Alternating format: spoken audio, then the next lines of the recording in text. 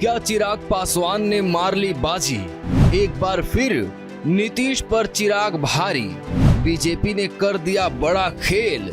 क्या चिराग के सहारे महागठबंधन को बीजेपी देगी टक्कर?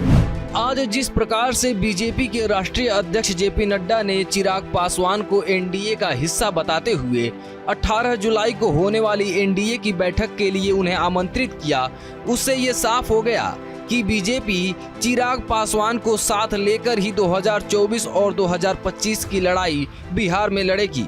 लेकिन इसके बाद ये सवाल उठता है कि केंद्र सरकार में मंत्री चिराग पासवान के चाचा पशुपति पारस का क्या होगा? क्या उनको एनडीए छोड़ना पड़ेगा? क्या बीजेपी पशुपति पारस को नकार देगी या फिर बीजेपी चाचा भतीजा को मिलाने में कामयाब हो गई?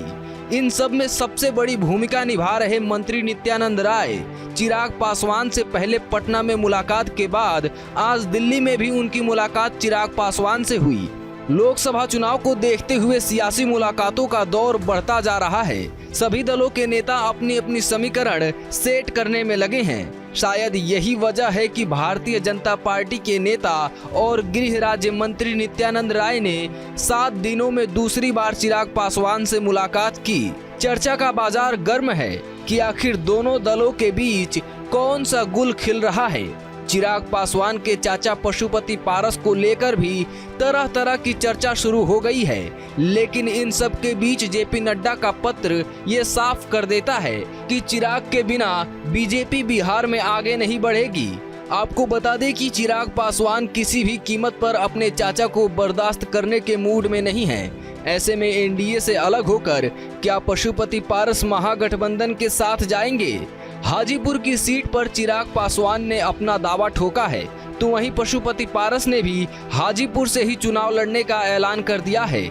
ऐसे में कौन किस पे भारी पड़ता है ये देखना होगा। लेकिन चिराग पासवान के एनडीए में शामिल होने के बाद क्या पशुपति पारस को भी बीजेपी साध पाएगी या फिर चाचा भतीजे की इस लड़ाई में चाचा की राह बीजेपी से अलग हो जाएगी?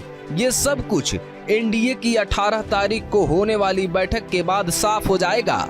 ऐसे में देखना होगा कि अब महागठबंधन का अगला रुख क्या होगा।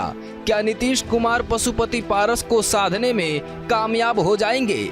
ये देखने के लिए लोगों की बिहार की राजनीति में दिलचस्पी बढ़ गई है।